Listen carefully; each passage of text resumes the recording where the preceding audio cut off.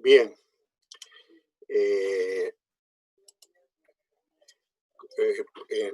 Buenos días a todos y a todas.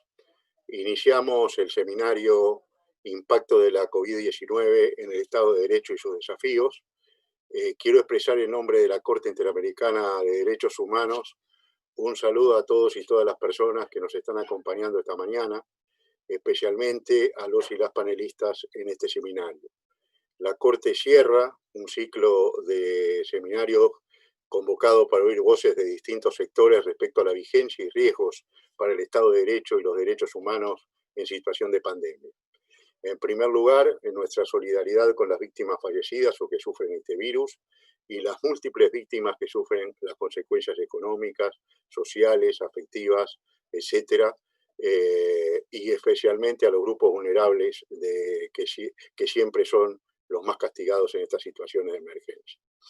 Como introducción a las disertaciones, me parece conveniente recordar que la Convención Americana sobre Derechos Humanos, en su preámbulo, establece el compromiso de los estados que reafirman su propósito de consolidar en este continente, dentro del cuadro de las instituciones democráticas, un régimen de libertad personal y de justicia social fundado en el respeto de los derechos esenciales del hombre. La Carta Democrática Americana, que es otro de los soportes del sistema interamericano, en su artículo 4 determina que son componentes fundamentales del ejercicio de la democracia, la transparencia de las actividades gubernamentales, la probidad, la responsabilidad, la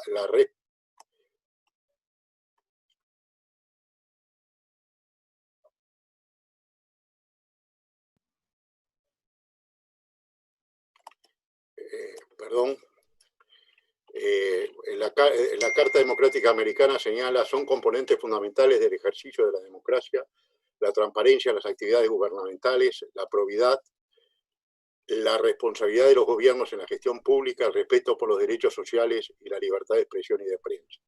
La subordinación constitucional, dice la Carta, de todas las instituciones del Estado a la autoridad civil legalmente constituida y el respeto al Estado de Derecho de todas las entidades y sectores de la sociedad son igualmente fundamentales para la democracia.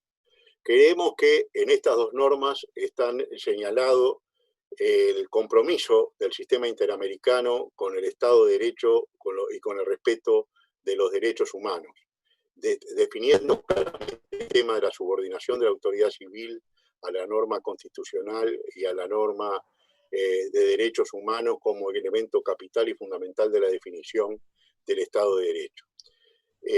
¿Cuáles son los riesgos del autoritarismo, el desvío de poder y el avance sobre pretexto de la pandemia que estamos viendo sobre las políticas de restricción de libertades y de los derechos humanos que preocupan a la Corte? Se verifica en este proceso que se realizan limitaciones a las libertades fundamentales tomando como pretexto la emergencia sanitaria.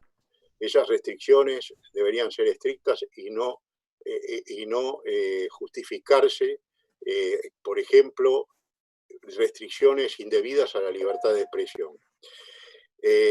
Los recursos que se ponen en riesgo, los recursos de seguimiento que ponen en riesgo el derecho a la privacidad de las personas, el rastreo y riesgos que implican cuando muchos países ni siquiera tienen leyes adecuadas de protección de datos.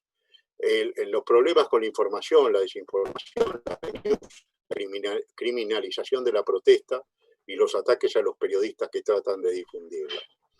Poderes judiciales que se encuentran enfrentados generalmente a restricciones presupuestales, a restricciones en general tendientes a limitar su independencia, esencial al Estado de Derecho.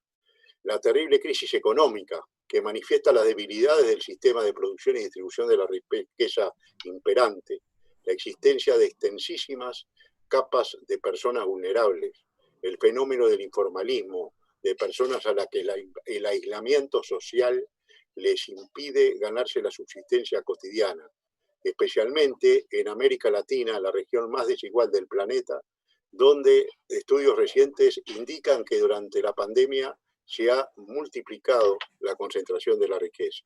Las deficiencias en la gobernanza nacional y global para conducir a las sociedades, tanto a nivel nacional como global, en el curso de esta pandemia. Consciente de estas realidades y de los riesgos que se avecinaban, la Corte Interamericana, como órgano de protección de derechos humanos, emitió el 9 de abril la Declaración 1-2020 sobre COVID-19 y derechos humanos, en donde puntualizó una serie de problemas y desafíos que surgen como consecuencia de la pandemia. Quiero señalar que normalmente los tribunales se expresan a través de sus sentencias y sus decisiones tomadas en el marco de procesos jurisdiccionales. Aquí se entendió, ante el riesgo en que estaban las sociedades, el mundo y especialmente las personas, que la Corte debía expresar su opinión a través de esta declaración. Se estableció claramente en esa declaración que las respuestas de los estados deben efectuarse en el marco del Estado de Derecho, en el pleno respeto de los instrumentos interamericanos de protección de los derechos humanos y los estándares desarrollados en la jurisprudencia del tribunal. Para la Corte es fundamental reiterar que todas las actuaciones estatales, la mayoría legítimas y necesarias en una situación tan compleja y sin precedentes como la que vivimos, deben ser guiadas por criterios estrictos ya establecidos en el derecho internacional de los derechos humanos. La declaración señala, entre otras cosas, la necesidad del multilateralismo para coordinar los esfuerzos regionales y mundiales para contener la pandemia. Y vemos una fuerte debilidad en la gobernanza global y aún regional para enfrentar la pandemia por falta de coordinación y de acuerdos entre los estados. Los requisitos que ya ha señalado la Corte en su jurisprudencia en cuanto a la limitación de los derechos, que deben ser de origen legal, limitadas en el tiempo, ajustadas a sus objetivos, fundadas en criterios científicos necesarias y proporcionales. Las limitaciones al uso de la fuerza, la necesidad de reafirmar los derechos económicos, sociales, culturales y ambientales en un marco de no discriminación, prestando atención especial a los grupos vulnerables. La necesidad de asegurar la vida y salud de todas las personas dentro del Estado sin discriminación alguna. La salud, el respeto a la dignidad humana, el respeto a los principios de la bioética, la protección a los trabajadores y trabajadoras de la salud, el alerta sobre las violencias de género en el hogar en situaciones de encierro, la situación de las personas privadas de libertad en condiciones de hacinamiento y con reducidos niveles de atención sanitaria, la necesaria preservación de las fuentes de trabajo, el respeto a los derechos laborales, la necesidad de asegurar un ingreso necesario a los efectos de que aquellas personas que cumplen actividades informales o que no registradas que puedan continuar con su subsistencia. El necesario combate a la xenofobia, al racismo, etc. La necesidad de afirmar la libertad de información. Mayor información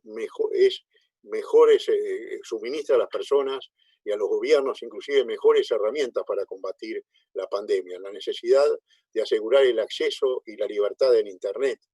La prevención contra las tecnologías de vigilancia que afectan a la privacidad de las personas. El necesario acceso a la justicia y a los mecanismos de denuncia de los derechos humanos y la protección de jueces, periodistas y defensoras y defensores de derechos humanos, porque son agentes de denuncia, agentes de justicia en el marco de una situación de pandemia. La necesidad de custodiar a los que mandan, ¿no? La vieja frase de los romanos, en el sentido de quién vigila a los vigilantes. La obligación, en definitiva, de rendir cuentas. El necesario ejercicio por los sistemas judiciales, a través del control de constitucionalidad y de convencionalidad, de los controles a los desvíos de poder que se realizan habitualmente en esta situación. La Corte ha marcado su preocupación en el contexto en que vivimos, por eso entiende necesaria la realización de este seminario, en cuanto la Corte Interamericana ha señalado que en sociedades democráticas los derechos y libertades inherentes a la persona, sus garantías y el Estado de Derecho constituyen una tríada, cada uno de cuyos componentes se define, completa y adquiere sentido en función de los otros. Es decir, no se puede hablar de democracia sin Estado de Derecho y de Estado de Derecho sin democracia. Con la entrada y vigencia de la Carta Democrática Interamericana en la región se consolidó esa relación inescindible entre considerarse un elemento sustancial de la democracia al Estado de Derecho y al Estado de Derecho como fundamental en el marco de una democracia participativa.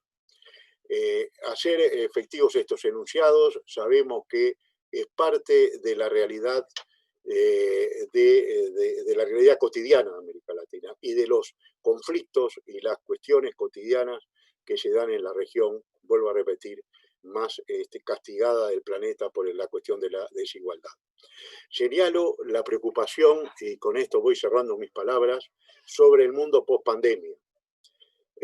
Debemos estar en debemos encontrar en este mundo post-pandemia una ventana de oportunidades para mejorar el relacionamiento entre los seres humanos en el marco del Estado de Derecho y del respeto a los derechos humanos. El día después de la pandemia, cuyo límite y contenido están por ahora en proceso, será consecuencia de cómo se actúe en estos días de emergencia. Me parece fundamental reforzar el compromiso con la Agenda 2030 y los Objetivos de Desarrollo Sostenible, que marcaban antes y marcan mucho más después de la pandemia, cuáles son las vías por las cuales se puede ir hacia un mundo que mantenga sus posibilidades de desarrollo, respetando al planeta y a su vez empoderando a los sectores más débiles de las sociedades para que realmente accedan a un estatus de ciudadanía planetaria. El retiro del virus, si bien no será volver exactamente al mundo anterior a su existencia, debe contemplar los derechos y garantías de las personas restringidos o limitados por la emergencia, de manera que puedan volver a ser ejercidos en plenitud.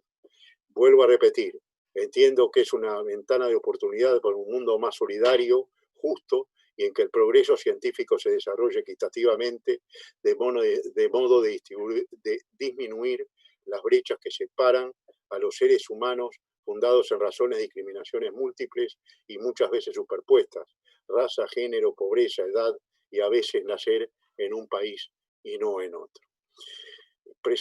Con esto termino la palabra introducción, procedo a presentar el panel, que es diverso, que cuenta con reconocidas y reconocidos miembros de la academia, una abogada de derechos humanos, un juez internacional y una aclamada periodista. Consideramos importante contrastar y comprender la realidad de las diversas regiones, por lo que contamos con representantes de África, América y Europa. Por ello, y sin más preámbulo, quiero agradecer muy especialmente a las y los panelistas que hoy nos acompañan y presentarlos. Carmen Aristegui. Carmen es periodista de una trayectoria de más de 2 décadas, encabeza Aristegui Noticias y es conductora de CNN en español. Ha ganado el Premio Nacional de Periodismo de México y de Premio Iberoamericano de Periodismo. Tema a tratar: ejercicio del periodismo en América Latina, Estado de Derecho y pandemia.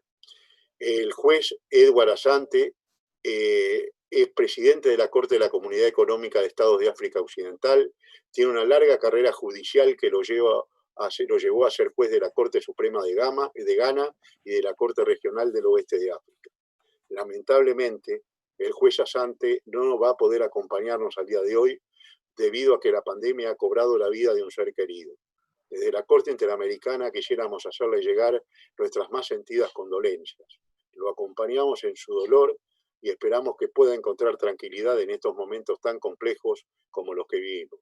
En su representación ha designado a su asistente ejecutivo, el señor Apraku Katia, para que nos haga llegar su presentación y sus puntos de vista en relación con el impacto en el Estado de Derecho, del COVID-19 en África. Su tema será Impacto de la pandemia en el Estado de Derecho de África, desafíos y consecuencias a futuro.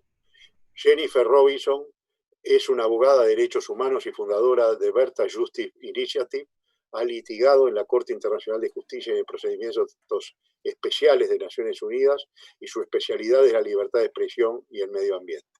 Su tema será libertad de expresión en tiempos de pandemia, desafíos, fake news, utilización de redes sociales y el debate necesario a una sociedad democrática. Roberto Saba, profesor de Derechos Humanos y Derecho Constitucional de las universidades de Buenos Aires y de Palermo. Ha sido el director del capítulo argentino de Transparencia Internacional y es autor de diversas publicaciones en materia de democracia, teoría constitucional y Estado de Derecho. Su tema, Impacto de la pandemia en el Estado de Derecho en América Latina, desafíos y consecuencias de cara al futuro. Finalmente, Kate O'Regan es la primera directora del Instituto Bonavero de Derechos Humanos de la Universidad de Oxford. Fue jueza de la Corte Constitucional de Sudáfrica por 15 años y con posterioridad ha servido en diversas comisiones de la verdad y directorios de reconocidas ONGs que trabajan en temas como democracia, Estado de Derecho y derechos humanos. Su tema será la importancia del multilateralismo para la protección de los derechos humanos y el Estado de Derecho durante la COVID-19. Estado de emergencia, control constitucional por los tribunales y poderes legislativos no funcionan adecuadamente o directamente si no se ejerce. A continuación, en consecuencia, y agradeciendo desde ya otra vez la participación de todas y todos, le doy la palabra a doña Carmen Aristegui. Adelante.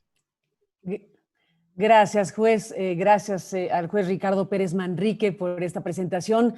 Aprecio mucho que me hayan invitado a este panel tan distinguido para aportar algunas ideas, algunas reflexiones que como periodista yo pueda hacer frente a estas autoridades en sus respectivas materias. Así que gracias, don Ricardo, por esta presentación y gracias a la Corte Interamericana de Derechos Humanos por organizar un espacio, pues esto, de debate, de discusión, de análisis de los temas fundamentales para nuestros países y para la humanidad. Al final estamos en un momento extraordinario, un momento que no acabamos de entender en su justa dimensión. Tenemos en este instante más preguntas que respuestas y la palabra incertidumbre es la que está presente en todos los países y los seres humanos. Para los periodistas el momento es complejo. Para los periodistas de América Latina y del mundo, el momento es complejo porque es retratar o intentar retratar una realidad que no alcanzamos a comprender por sus dimensiones y por la circunstancia que está involucrando la pérdida de millones de vidas humanas y la expectativa de tener una respuesta científica próximamente con alguna vacuna. Así que estamos frente a un desafío mayúsculo y los periodistas tenemos una tarea compleja de por sí siempre, pero en este caso, cuando fenómenos autoritarios y fenómenos alejados de los ámbitos democráticos afectan la tarea periodística, es cuando hace mucho sentido tener espacios como este, discutir y analizar cómo está afectando a los periodistas, a la libertad de expresión, al derecho de las sociedades a estar informado, ciertas conductas que han movido músculos o resortes autoritarios en algunos países. Sabemos todos que nuestros derechos están restringidos por razones sanitarias, pero en ese contexto, que es comprensible, hay también conductas de poder que aprovechan una circunstancia de esta naturaleza para afianzar posturas gubernamentales que están inclinando la balanza hacia conductas más bien autoritarias. Me refiero a casos en América Latina que son muy delicados. Podríamos hablar de muchos países, pero me quisiera detener solamente para ejemplificar en el caso de El Salvador. Recientemente tuvimos oportunidad de conversar con los colegas periodistas de El Faro, que es un medio digital muy prestigiado en América Latina y cuyos periodistas están viviendo una persecución, hay que decirlo, en donde en el marco de una circunstancia como la de COVID-19 se utilizan recursos de hostigamiento, de amenaza, de persecución, con herramientas judiciales, con incluso también acoso judicial de otra naturaleza, además de daño moral o razones de esta naturaleza. y estamos en un momento donde un gobierno con un perfil ya conocido puede agudizar los ataques y los señalamientos y las actuaciones en contra de periodistas que hacen crítica o que desarrollan tareas de investigación que contradicen las versiones oficiales. Y me refiero a un caso específico de esta región nuestra, que es la de El Salvador. Y con este ejemplo en particular, porque recientemente tuve oportunidad de escucharlos en un enlace como este, en donde participó la muy prestigiada abogada Claudia Paz y Paz y el director para las Américas de Human Rights Watch, José Miguel Vivanco, y en esa mesa se hablaba, por ejemplo, de ese caso y se expuso ampliamente lo que en este país de América Latina sucede.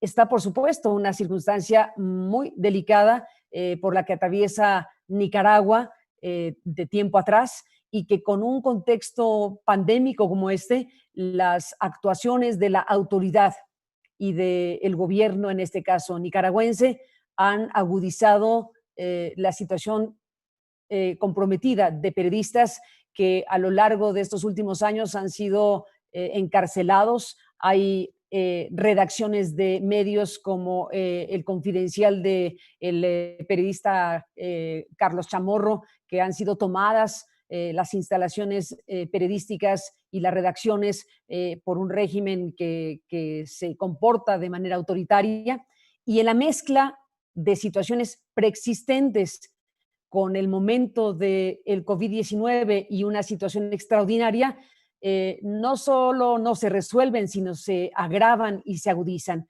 Menciono esos dos casos, podríamos revisar varias situaciones en América Latina que ponen en riesgo los derechos fundamentales o han puesto en riesgo los derechos fundamentales tanto de periodistas como de personas. Así que estamos en la mezcla de situaciones conocidas previamente, agudizadas por un contexto extraordinario. Estamos viviendo situaciones previas o preexistentes, por ejemplo, como la violencia en contra de periodistas. Algunos podrán pensar que la pandemia y que el aislamiento sanitario pudo haber reducido los niveles de violencia en contra de periodistas, pero no necesariamente ha ocurrido así. Y en cualquier caso, la violencia en contra de periodistas se mantiene como una realidad terrible para toda América Latina. Es esta una de las regiones del mundo más riesgosas para ejercer la tarea periodística, y en este contexto en donde todo el sistema de justicia, que de por sí no ha sido eficiente para encontrar justicia para los casos de asesinatos de periodistas, que lamentablemente no ha respondido frente a agresiones a periodistas, y tenemos por un lado la violencia, los asesinatos, y de la mano de eso la impunidad, es decir, la no acción de los estados para impartir justicia cuando se asesina o persigue a periodistas. Entonces tenemos, en un contexto como el que hoy vivimos, pues todavía más agudizada la ineficacia de los sistemas de justicia para atender casos de agresión en contra de periodistas, en contra de personas en lo general, pero en este caso en particular con los periodistas. Dejo ahí estos primeros momentos de mi intervención hablando de una realidad de por sí grave en toda América Latina, que se ha agudizado con este trastocamiento de todos los órdenes que nos ha traído el COVID-19. Y quisiera dejar para también una reflexión importante el tipo de cosas que están ocurriendo y que afectan seriamente la tarea de los periodistas, que proceden desde el propio poder establecido a través de el discurso en contra de los periodistas. Hay agresiones desde el poder en contra de periodistas cuando se les asesina, se les persigue, se les desaparece, pero también hay que analizar y saber de qué manera afecta a todas las democracias esta situación relativamente nueva en los últimos años, o agudizada también en los últimos años, de gobernantes, autoridades y factores de poder que agreden directamente a los periodistas. Hay una galería de casos que nos hablan de cómo se ha ido asentando el fenómeno de gobernantes o de gente de poder que puede decir tal o cual cosa en contra de medios de comunicación, en contra de periodistas, todo esto con nombre y apellido, y el efecto que causa que desde el poder se diga tal periodista, tal medio, tal periódico, tal televisora, es tal o cual cosa, es algo que está minando en buena medida la fuerza de los periodistas y de los medios en las sociedades.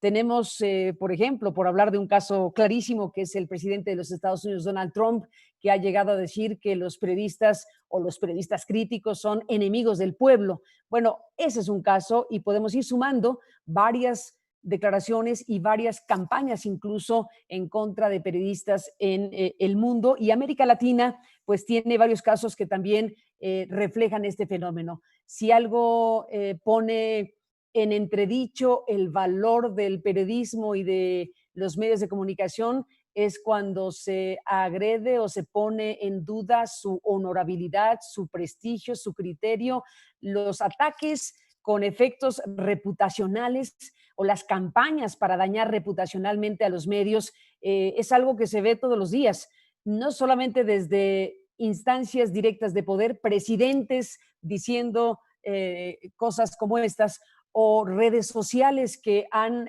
hecho eco de campañas en contra de profesionales de la comunicación. Es otro fenómeno que, asociado hoy otra vez a esta circunstancia extraordinaria, está colocando a los medios de comunicación en situaciones difíciles. Cierro mi intervención primera,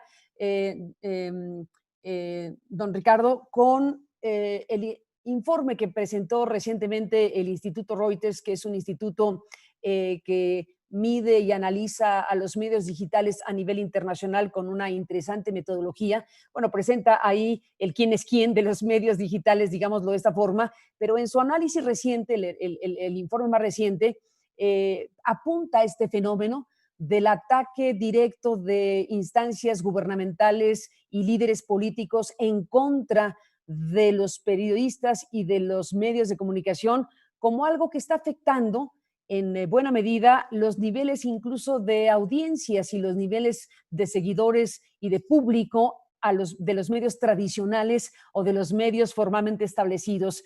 Hay diferentes circuitos de comunicación.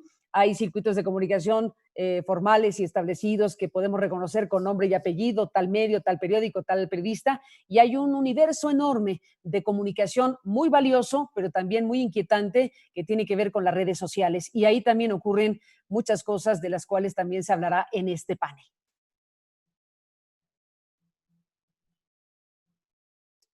Muchas gracias, Carmen, por su exposición. Le damos la palabra al señor Apraku Katia y expresamos nuevamente nuestras condolencias en nombre de la Corte Interamericana y nuestra por la pérdida del juez Assange. Muchas gracias. Adelante. Thank you. Thank you very much. Your Excellency, the moderator, Judge Ricardo Perez Moro, and distinguished panelists, and ladies and gentlemen across the globe that have the opportunity of being part of this audience for this conference. On behalf of the President of the ECOWAS Court of Justice, Justice Edward Amoako Asante, I would first have to express my profound thanks and appreciation to the leadership of the Inter-American Court of Justice for organizing this most topical discussion. And it is a great honor to represent my institution, that is the ECOWAS Court of Justice, and to speak briefly to the impact of the COVID-19 pandemic on the rule of law in Africa, the challenges, and then the consequences for the future. I think we are all aware that human rights recognizes and imposes a on states solemn obligation at all times to observe the rule of law in their decisions and interactions with the citizenry. Now, the obligation is not only limited to normal times only, but must be equally adhered to in times of crisis.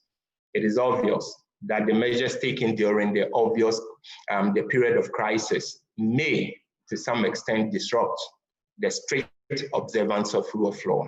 However, state security and public safety can only be effectively guaranteed in democracies where fully respect of the rule of law is adhered to.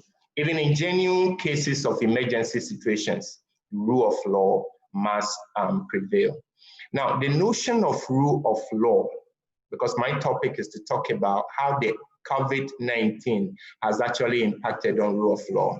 The notion of rule of law, which has been actually conceived by all civilized nations as a common value and fundamental principle for good governance, inter alia has four main pillars. And these are accountability, just laws, open government, and then accessible justice for all. These principles, together with democracy and human rights, occupy significant place today in the legal landscape of the African Union and the ECOWAS. In particular, the case laws of the ECOWAS court reflect these very virtues. It requires, first and foremost, measures to ensure adherence to principles of supremacy of law, equality before the law, accountability to law, fairness in the application of the law, separation of powers, and participation in decision-making, legal certainty, and then avoidance of arbitrariness and procedural and legal transparency. Now, coming to COVID-19, in confronting the COVID-19 pandemic, African governments, like their counterpart globally, are striving to provide emergency responses in almost every aspect of public and private life. It is apparent that the pandemic is resulting in the tragic loss of life globally, with its wide-ranging political, economic, social, and cultural, as well as environmental impact. While there is a need for drastic measures on behalf of the government to contain and mitigate the impact, we must nonetheless prevent it from destroying our way of life, and then thus understanding who we are so that we value and then the rights that which every other human being is entitled to. To this end, our deepest collective revulsion must be against use of any means to combat the virus that is not sanctioned by rule of law. Adhering to the tenet of rule of law is commensurate with the importance of the emergency measures taken by the government and then the authorities in the effort to find a solution to the pandemic. Now, the fundamental issue, and as far as this discussion is concerned, is, however, how and to what extent the rule of law can and should be conceived as part of the strategy to combat the new COVID-19, so that the combative measures do not become instruments in repress of people through the exceptional circumstances of health crisis that we find ourselves in. It is imperative to keep the balance between the executive acts and then the requirement of rule of law. To this extent, Honorable Moderator, considering the impact of the pandemic on the rule of law, involved the assessment of the expediency and the constitutionality of the law and the administrative acts taken by government authorities, and several resultant challenges in measuring the adequacy and proportionality of those measures against the protected right of the citizenry. Despite the unprecedented risks the pandemic has brought, human rights should not be restricted only when it is necessary, but to protect public health and the safety of the population. Now, I will delve into the impact on the executive and the legislative powers as far as African countries are concerned. Rule of law demands the principle of governance in which persons and institutions and entities, public and private, including the state itself, are accountable to law that are publicly promulgated, equally enforced, and that independently adjudicated, and which are consistent with international human rights norms and standards. Throughout Africa, series of legislative and regulatory acts have been taken in order to establish a state of health emergency, and that provides for legal basis for the various measures of MVC2 in order to mitigate the effects of the pandemic. What we have witnessed in Africa is that most of these interventions strike courts and put rule of law into a terrible state. There have been recorded abuses in processes by which the COVID-19 related laws are either enacted or administered and enforced. Now, many constitutions in African states have provisions for special legal regime expanding the executive authorities in the case of a major natural disaster, and then giving them power to make certain decisions in order to cater for emergencies when they do fall. But some states pass new enabling acts. We have to make a distinction here. In Africa, before the occurrence of the pandemic, some states already do have some existing legislations that help them to deal with emergency situations. Others do not. So we have a two category of situation where some states have to come out with new laws to address the situation, and other states already resort to extant laws that are already in place in order to deal with the situation. In Ghana, for instance, which is one of the examples, there was a promulgation of what we call Imposition of Restriction Act of 2020. And then when you go to Burkina Faso, their legislative assembly gave power to the executive to enact laws in order to deal with the pandemic. However, states like Nigeria and South Africa already had in place certain legislation that they resorted to in order to curtail or to provide ways of dealing with the pandemic. In many African countries, under those enabling acts or the extant laws that were already in place, the executive in some cases actually have abused the right or the mandate given to them to manage the pandemic. And that is where the issues come up. So to put it simply, though the enabling acts and then the extant laws of the state, the legislative assemblies of our individual countries actually delegated power to the executives in order for them to deal with the pandemic. And this is very necessary. It is necessary in the sense that if you allow the legislative process that is laid down in the various constitutions to prevail, it means therefore that decision-making in the national legislative assemblies is going to take some time. And that in order to deal with the pandemic, the legislature actually gave power to the executive in order to make promulgation of some orders, some decrees that will help them in addressing the situation.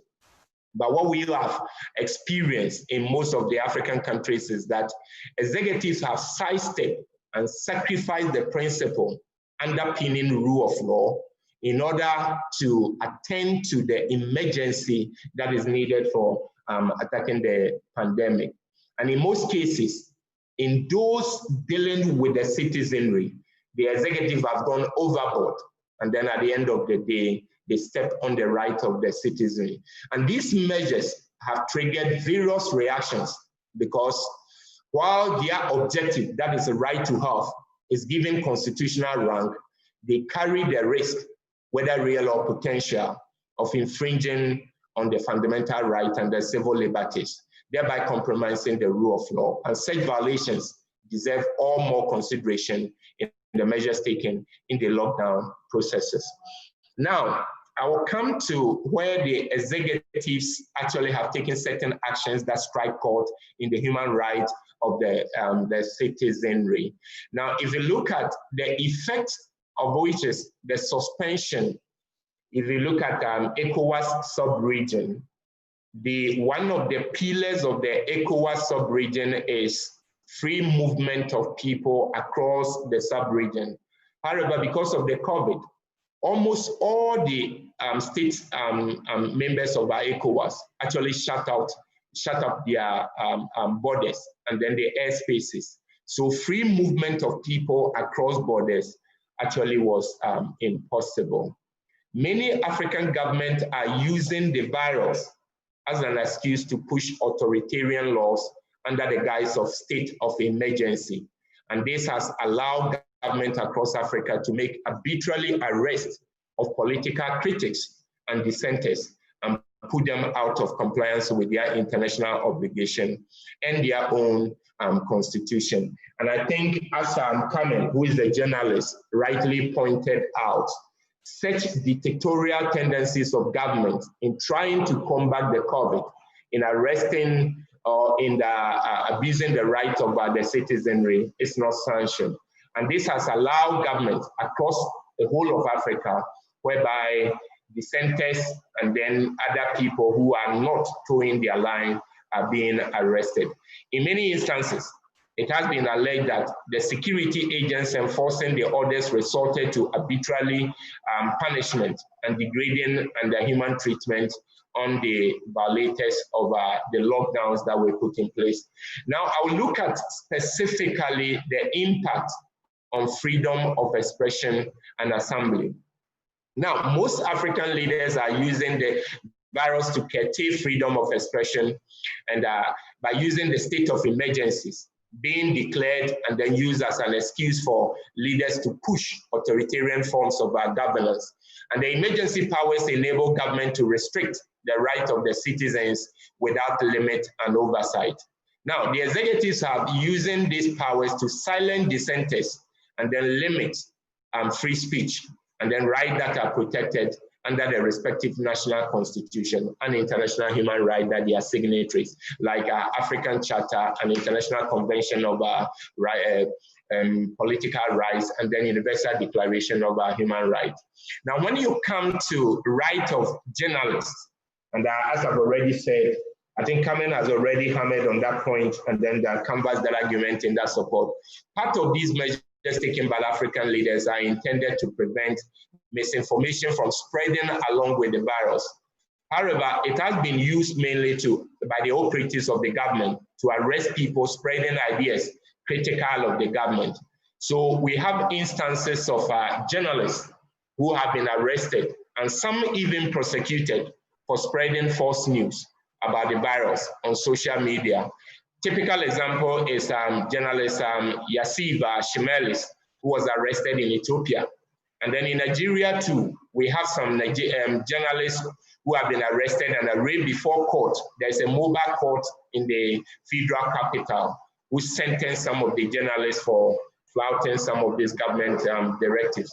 But a critical look at what they are accused of actually revealed that what they are doing actually is not compromising the fight against the virus. In most African states also, people are arrested under the COVID promulgated laws, and they not shown comparing threats to public health or safety and the likelihood that increasing of the spread of the coronavirus and their respective countries. Since the arrests have been mainly political, such leaders are arbitrarily restricting free speech, and in some contexts also following international obligations become a nullity.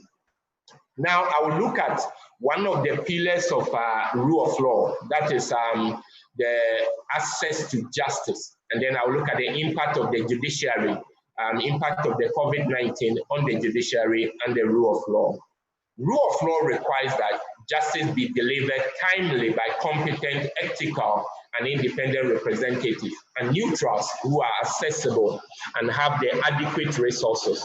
Long before the global health emergency, there is a problem or a pandemic. Before the pandemic, there is an administrative injustice associated with the delivery of justice in Africa.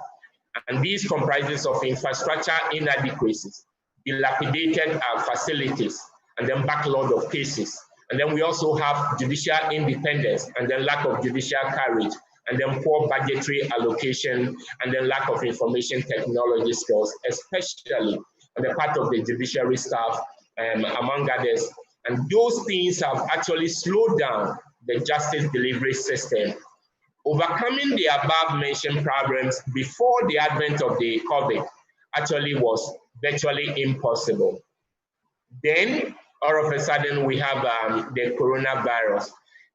This has made it virtually non-access to justice in most of the African countries, except where we have what we call, or the judiciary have come out to term what we call urgent matters. And the urgent matters have not been defined to the citizenry. So at the end of the day, a citizenry wouldn't know, or a citizen wouldn't know what is urgent matter, so that he can access the court in times of this. Now, there have been global efforts to design a sustainable global solution to the lack of access to justice triggered by the pandemic. And several to these efforts, and the central to these efforts is the decision of some African countries like Ghana, Kenya, Nigeria, and Uganda to adopt what we call virtual court proceedings. And I think Honorable Moderator mentioned that access to justice is one of the pillars of rule of law. COVID-19, it should not be allowed as a means of actually changing our way of life to the principles of democracy that we have carved ourselves. However, there are several inconsistencies in the legal framework and the dilapidated nature of the infrastructure, and then inadequate infrastructure in Africa, especially when it comes to power supply, internet facilities, and other necessary information technology equipment. And some of these are not helping the African countries in trying to realize the noble agenda of resorting to other technologies in meeting the justice delivery system. There is another area that we also need to talk about, that is impact on women and access to justice. The current challenges being faced by the justice sector are profound on women in the light of the societal expectation where women are perpetually subjugated to gendered hierarchies. The reason why we are saying this is that during the COVID-19, many countries ordered their citizens to stay home, and women are at the heightened risks of intimate partner violence, domestic violence, and other forms of sexual and gender-based violence.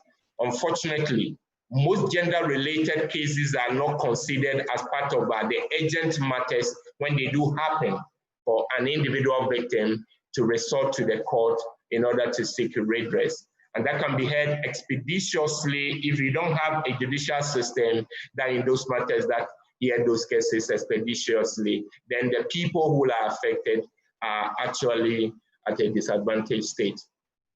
Then we also have, and I think in the opening of the Honorable Moderator, he also talked about the vulnerable and the deprived in society. In Africa, we have a lot of vulnerable and deprived indigents.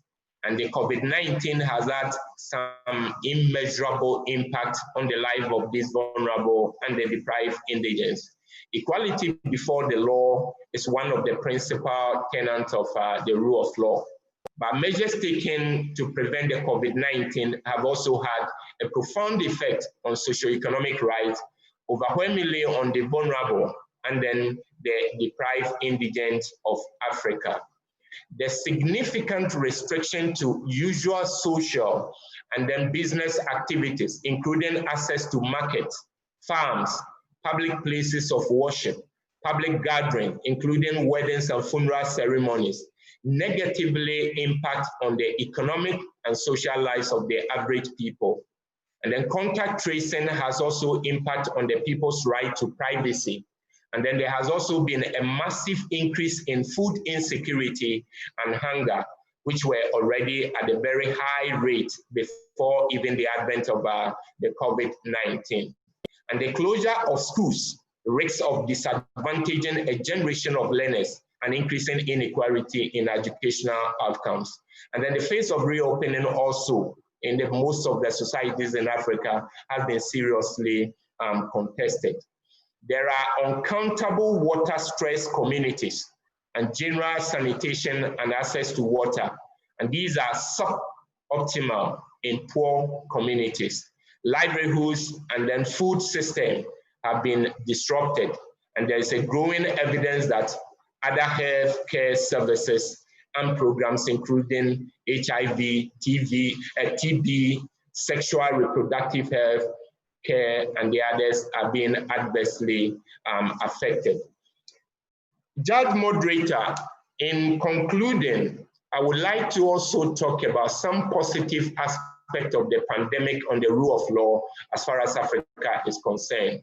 On the account of the COVID-19 pandemic, while national governments in Africa are taking exceptional measures to slow down the spread of the virus, responses for civil society have yielded some positive impact, and which, when properly maintained, will go a long way in strengthening the rule of law in the governance architecture of Africa. Salient among these ones are: one, electricity supply and deployment of information technology in various sectors of the African economies. We now have most of the economies or part of... Perdón, estamos excedidos en tiempo. Le pediría si puede redondear su intervención. Muchas gracias. Very well. I will conclude by saying that the positive aspect actually has been seen in the areas of the deployment of technology in most of the sectors in the African governance. And then there is also the deepening, what we call harmonization of our policies in the regional level, where governments are pulling resources together in order to get things done. And then again, also there are awareness creation by civil societies and advocacy group, which when sustained is also a negative part of what we have. So in all, in conclusion, Africa is now entering a very difficult phase of the pandemic because the infection is still raging. But I think there is a positive aspect when we look at it all, we can harness it so that after the post-COVID, there might be some positive aspect of rule of law in the governance architecture of Africa. Thank you very much.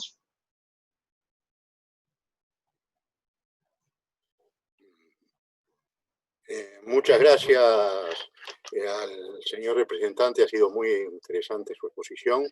A continuación le doy la palabra a la señora Jennifer Robinson. Bienvenida y tiene la palabra. First, thank you very much for the invitation to speak on such an eminent and fascinating panel. I have been asked to address the issue of freedom of expression in the context of COVID-19. And I'm hoping to bring, as an Australian lawyer practicing in London, the perspective of the common law world and a perspective from some of the issues that are arising both in the context of the UK and Australia, for the country from which I come, but also the region of the Asia Pacific, where we're seeing increasingly authoritarian measures rolled out in response to the pandemic and justified by the pandemic. I wanted to cover three subject matters today. First, the importance of freedom of expression in the context of a public health crisis.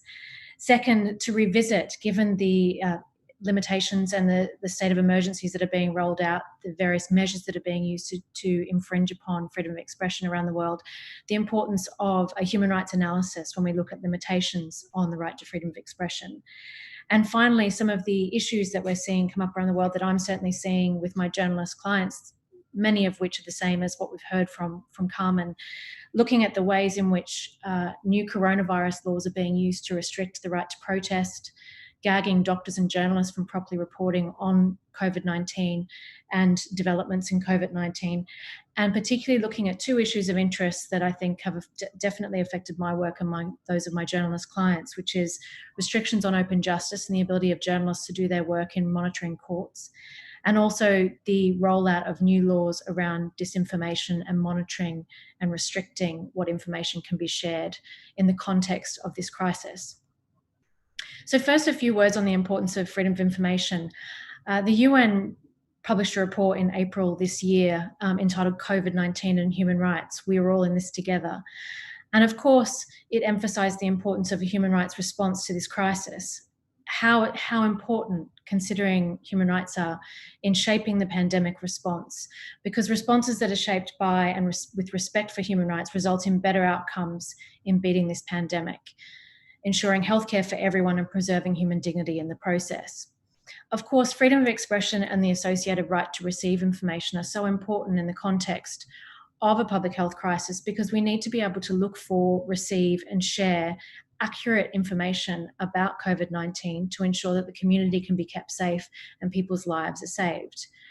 Within this, the media and journalists are playing an increasingly important role in making sure that the public remains properly informed of the risks to life, the healthcare measures that we're needing to roll out, and keeping the public informed of the ongoing changes in the situation, the changes in regulations, the changes in measures that governments are having to continually implement in response to this crisis, particularly as we're seeing spikes after the lifting of restrictions in the spread of COVID and the need for further crackdowns.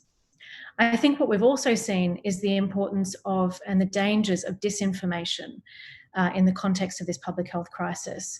In this jurisdiction, we saw the rumour that 5G masks were causing the spread of COVID-19, which resulted in at least 20 5G masks being destroyed in this country, which had necessarily had an impact upon the ability of sharing information online and undermined essential communication services for a period, which of course undermined the ability to share accurate information. In other jurisdictions such as India, we saw misinformation spread online about the particular spread of COVID-19 by the Muslim population, which was of course inaccurate and served to stoke racial tensions around at an already intensely stressful time for all countries. So the importance of information and accurate information and the ability to share accurate information is of course essential. On the flip side, what we're seeing are governments around the world, where we've just heard a number of examples from Latin America and in Africa, and certainly across the Asia Pacific, implementing measures and using this crisis to justify repressive measures and authoritarian measures to unjustifiably limit free speech and unjustifiably shut down and censor legitimate speech criticising government responses, particularly where those responses are insufficient.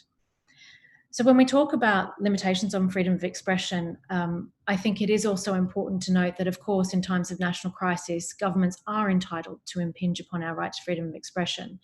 Human rights law recognises that national emergencies may require limitations to be placed on the exercise of certain human rights, and the UN has said clearly that the scale and severity of COVID-19 reaches a level where restrictions are justified on public health grounds. But again, as we've seen, this public health emergency has allowed a number of governments to go further than they're permitted. We're seeing extensive lockdowns adopted to slow the transmission of the virus, which has, of course, significant impact on people's freedom of movement and, in the process, the freedom to enjoy many other rights. Of course, this is necessary in response to the crisis, but the issue is about where we draw a line and how do we draw those lines.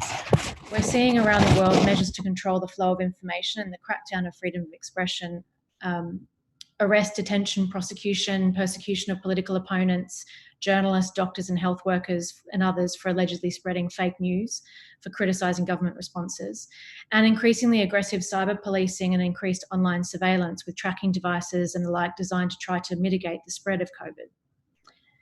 But of course, guarantees for freedom of expression and the freedom of the press must be protected in this context. And so how do we find this balance? Of course, it's to be found in human rights law. Whether we talk about Article 19 in the International Covenant on Civil and Political Rights, Article 10 here in Europe, or the equivalent standard in the inter-American system, we do recognise that freedom of expression can be limited, whether that's your ability to participate in a protest or journalists' ability to do their work. But we have to look at the tests, the three-part test. First, legality. Is the interference prescribed by in accordance with the law? We're seeing increasing difficulties around the world because of the changing nature of the regulations in each country on what is and is not permitted at any particular time because of the COVID-19 crisis. Of course, then we look at the second test, which is there a legitimate aim? And of course, in the context of COVID-19, we're looking at governments restricting certain rights in order to be able to protect lives and protect the healthcare of the general population. This is, of course, a legitimate aim. But then, of course, we come to the third test, whether it's necessary and proportionate in a democratic society. And I think this is where the difficulty really comes. Some of the restrictions that we're seeing around the world, I think some of the more important ones that certainly I've been coming across in my work with individuals, journalists and NGOs, is in particular the restrictions on, for example, on protests. Governments have been using the restrictions on public gatherings and people coming together in one place Obviously, those restrictions are in place to prevent the spread of the virus, but that these have also been used to stop protests. For example, Black Lives Matter protests in Australia, where I come from, have been restricted because of the social distancing requirements.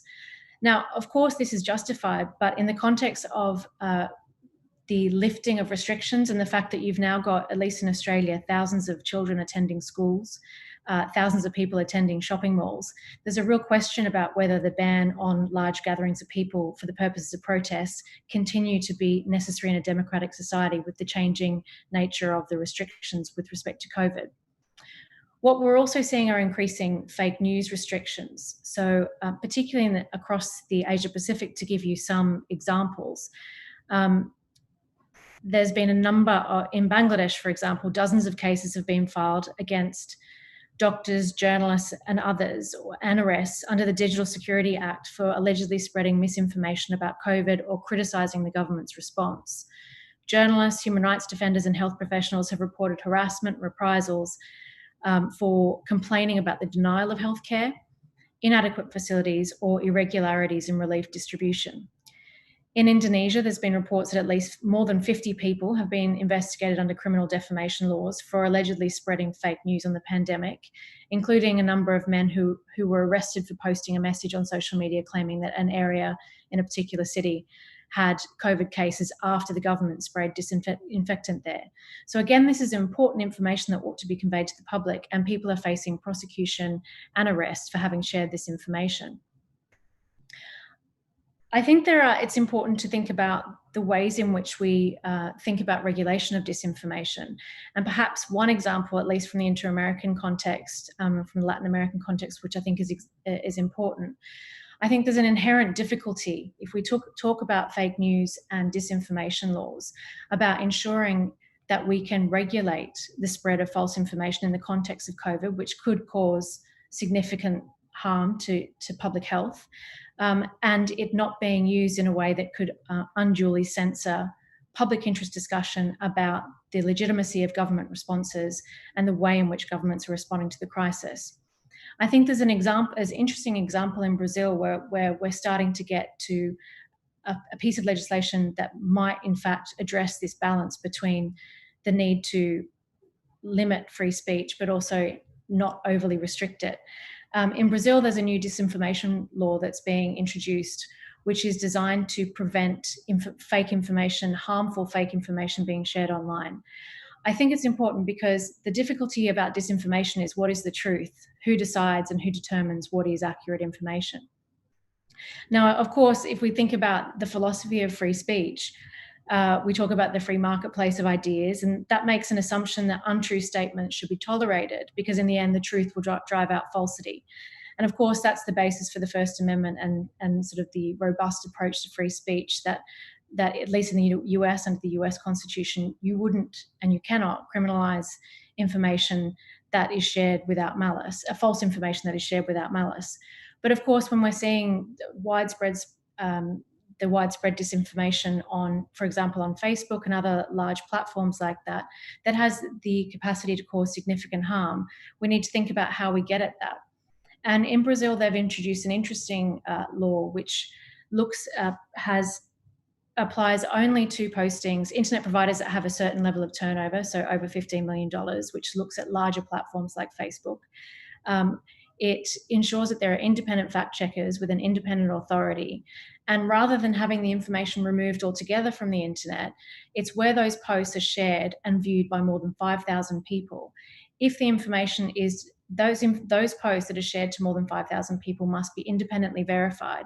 And if there is false information that is deemed to be causing harm, rather than removing the information, which is the problem in many authoritarian regimes and has the inherent capacity to cause censorship, there's a requirement that you would place a notice on that so that anyone who had seen the information would be provided with a counterfactual information to stem the spread of disinformation.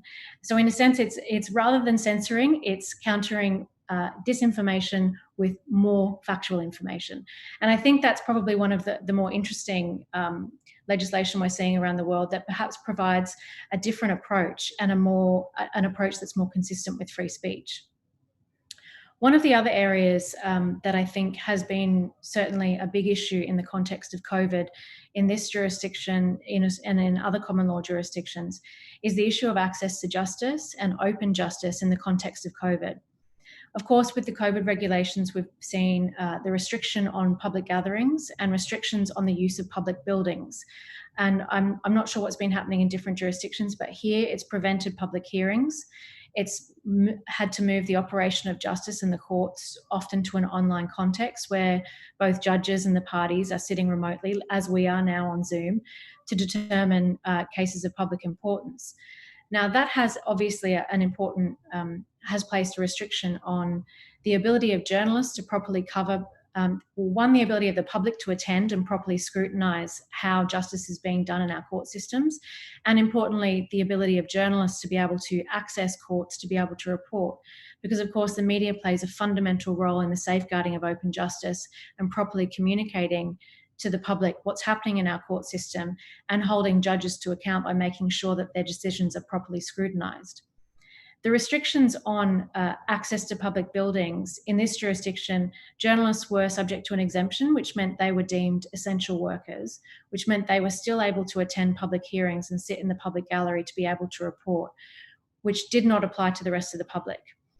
In that way, journalists have still been able to do their job, but we have seen a lot of problems both here and in Australia in terms of journalist access because judges just weren't familiar with the new restrictions. Many journalists were excluded from courtrooms because they weren't aware that journalists had a particular exemption because of the importance of their role in the pandemic. But we've also seen the development of important online tools. In this jurisdiction, previously court hearings were not broadcast online and journalists didn't have access to court hearings remotely to be able to report on them. We've actually seen an increase in the use of technology in response to the shutdown, which of course is an infringement on both fair trial rights and freedom of expression for journalists to properly attend, participate and report on court proceedings. But the introduction of technology has allowed journalists to attend from afar and has had an important impact. The importance of ensuring open justice in the context of COVID, there was a particularly pertinent example here in the UK where on the importance of allowing journalists access to the courts. We had our first conviction here under the new Coronavirus Act 2020, which was implemented to prevent and to criminalise people being outside of their home without reasonable excuse. Now, of course, that legislation was implemented as a response to the national and international crisis to stem the spread of coronavirus. But of course, there must be protections within that legislation.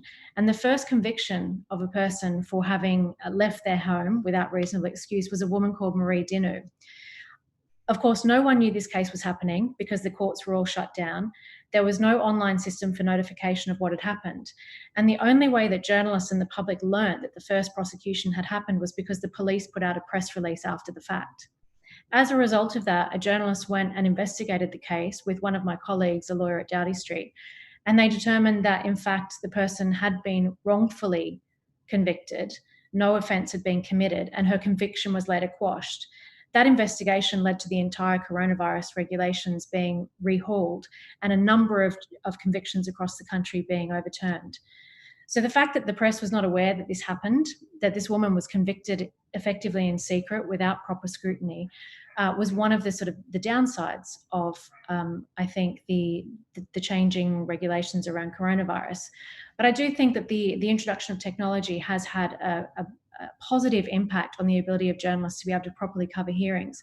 And in fact, the remote access to hearings because of coronavirus, which previously was not available in this jurisdiction, has in fact increased journalists' ability to be able to attend hearings and attend hearings across the country that they wouldn't have otherwise been able to attend.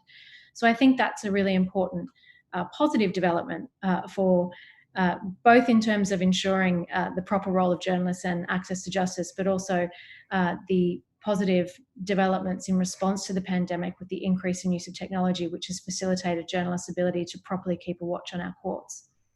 So I think if we were to look in the round, I think it's really important that we continue to look at the changing regulations as it affects journalists, and journalists' ability to do their jobs, and to make sure that we continue to think about and look at the law in the context of the human rights analysis and the permissible restrictions on freedom of speech and freedom of expression in this currently evolving situation. Thank you.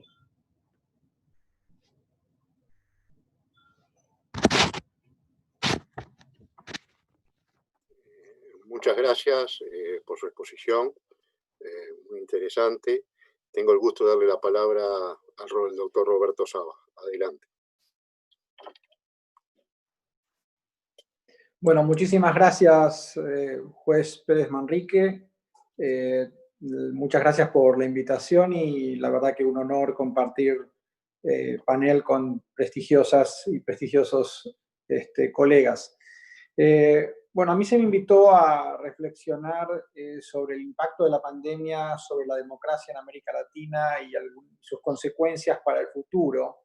Y pensé que primero quisiera retirar un poco el zoom para tener una mirada más amplia de la situación. Y quisiera empezar por señalar o por recordar que las democracias liberales en todo el mundo ya estaban en bastantes problemas antes de la pandemia. Como creo que sabemos, un movimiento global de tipo populista avanzaba por todo el mundo, despreciando aspectos fundamentales del sistema político. Desde hace casi 2 décadas, podemos discutir dónde ubicar el comienzo de este proceso, pero por lo menos 2 décadas, la democracia liberal en muchas regiones del mundo, en las Américas, en Europa, en Asia, ha estado bajo un severo ataque proveniente de políticos y líderes populistas, tanto de derecha como de izquierda, que han apuntado sobre algunos elementos centrales de este sistema político que creo que valoramos. Han atacado básicamente el rol de los tribunales, el rol de los partidos políticos, el lugar que le corresponde a los parlamentos y a la negociación que se produce en ellos, los medios de comunicación, las ONGs de derechos humanos, los expertos en general y los científicos en particular, las burguesías urbanas, los universitarios, los inmigrantes, las organizaciones filantrópicas globales que financian y apoyan el trabajo de organizaciones no gubernamentales en derechos humanos, y los organismos internacionales en general y en particular sistemas internacionales y regionales de protección de derechos humanos como nuestro sistema interamericano. Todos estos han sido aspectos centrales de la vida democrática que este movimiento formado por líderes y políticos populistas, tanto de derecha como izquierda, han tomado como objetivo de ataque. Ahora, vinculando esto con la pandemia, los pronósticos al inicio de la pandemia eran que estos regímenes se iban a volver, estos regímenes populistas, se iban a volver más potentes y poderosos, y que sus líderes aprovecharían la oportunidad que les iba a brindar la pandemia para concentrar poder y avanzar sobre esas democracias liberales que eran su target favorito, ¿no? Sin embargo, pese a que los deseos de estos liderazgos van en esa dirección, fueron y van en esa dirección, la situación no es exactamente la que esperábamos al comienzo de la pandemia, allí por marzo de este año. Es cierto que a fines de marzo, pocos días después de brotar la epidemia en Europa, el presidente de Hungría, que es uno de los exponentes más conspicuos de este movimiento populista, en este caso un populista de derecha, Viktor Orbán, en base, digamos, a la necesidad que le presentaba la pandemia, ordenó el cierre del Parlamento, declaró la emergencia por tiempo indeterminado y pospuso las elecciones. Por supuesto, este hecho político encendió las alarmas en todo el mundo, sobre todo de aquellos que defienden la democracia liberal, y muchos creyeron que el COVID-19 les daría a estos líderes la excusa perfecta para agudizar su arremetida. Sin embargo, la situación hoy parece ser diferente, al menos en este aspecto. Voy a hablar de otro tipo de casos vinculados con los que mencionó Carmen Aristegui. Pero Stephen Holmes, un prestigioso profesor de Derecho Constitucional de la Universidad de Nueva York, ha dicho recientemente que los líderes autoritarios prefieren las crisis que ellos mismos pueden crear. Y la pandemia del COVID-19 no es una de ellas. Hasta ahora lo que se observa es que algunos de estos líderes, como por ejemplo Trump o Bolsonaro, están atravesando su peor momento político. En el caso de Bolsonaro, por ejemplo, me gustaría recordar que el pasado 3 de mayo, frente a cientos de seguidores, atacó despiadadamente al Congreso de su país y a la Corte Suprema proponiendo el cierre de la Corte, mientras el número de casos de coronavirus en Brasil en ese momento cruzaban los 100.000 infectados. Es de destacar que hoy, los números de hoy son que están en más de 2,5 millones de casos y más de 90.000 los muertos en Brasil por la pandemia. Mientras esto sucedía, la subestimación de un líder como Bolsonaro de la pandemia arrastraba a niveles escandalosos y digamos, la cantidad de muertes y de infectados, pero le estaba produciendo también a él un profundo aislamiento político. Una explicación posible de esta situación puede estar relacionada con aquella afirmación de Holmes. Los líderes autoritarios prefieren las crisis que ellos mismos crean, pues son las que pueden manipular en función de sus proyectos políticos. La pandemia, en cambio, parece desorientarlos. Esta crisis sanitaria global parece ser todo lo contrario de aquello que le resulta útil a un líder populista para conservar o expandir su poder. Voy a dar 4 elementos que me parecen interesantes. En primer lugar, es una crisis muy difícil de domar, pues su origen, que es el virus, es un fenómeno completamente desconocido sobre el que se aprende en medio de una lucha desigual contra él. Todo lo contrario de una crisis elegida deliberadamente y por ello manejable. En segundo lugar, es un problema que no puede ser ignorado. Y aquí está el tema de los negacionistas. Los negacionistas, los que dicen que este problema no existe, pierden frente al drama que atormenta a millones de personas. Es el caso del presidente de Brasil, el del presidente de Nicaragua, Daniel Ortega, y también el caso de Trump o de Boris Johnson en el Reino Unido, por lo menos al comienzo de la pandemia, que adoptaron posturas negacionistas extremas. Un colega brasileño, el politólogo Oliver Stenkel, lo llamó el Club del Avestruz. Son líderes que prefieren ser vistos como superpoderosos y omnipotentes y temen que se los perciba como perdedores o desconcertados, y creen que ignorar el problema les permitirá evitar los costos. Y esto no es lo que está pasando. En tercer lugar, esta crisis requiere de consensos políticos y de cooperación. En palabras de Holmes, precisa de líderes capaces de resolver problemas, en lugar de líderes que se encuentran más cómodos tomando decisiones unilaterales que son fruto de la omnipotencia que intentan proyectar sobre sus seguidores. Esta pandemia cambia el escenario semanalmente y obliga a reconocer errores, a avanzar y a retroceder, a buscar permanentemente nuevos acuerdos para poder seguir enfrentándola. Los líderes populistas no pueden demostrar debilidad y consideran que eso es lo que sucede cuando se buscan acuerdos, o se reconocen derrotas que son inevitables por las características del fenómeno de esta pandemia. En cuarto y último lugar, la pandemia demanda compartir poder, o al menos compartir los reflectores de la opinión pública, con el saber experto, por ejemplo. Algo que los líderes populistas no están dispuestos a hacer, sobre todo por su desprecio hacia los tecnócratas y los universitarios. Por último, esta pandemia global ofrece una oportunidad única de comparar cómo diferentes gobiernos y sociedades en todo el mundo enfrentan un problema similar en un mismo momento. Esto es rarísimo, nunca pasó antes. Recibimos diariamente información de todo el mundo que nos permite evaluar nuestra propia situación comparándola con la de otras naciones, incluso identificar la mentira, la distorsión de datos o su manipulación. Según estudios de opinión pública, aquellos líderes que negaron la crisis suscitada por la pandemia y que persisten en hacerlo, que en su arrogancia y omnipotencia han rehuido la negociación y el acuerdo, que evitan reconocer errores, que desprecian el saber científico o que ocultan información, están perdiendo cotidianamente apoyo popular. Por supuesto, esto no significa que no conserven un núcleo duro de seguidores.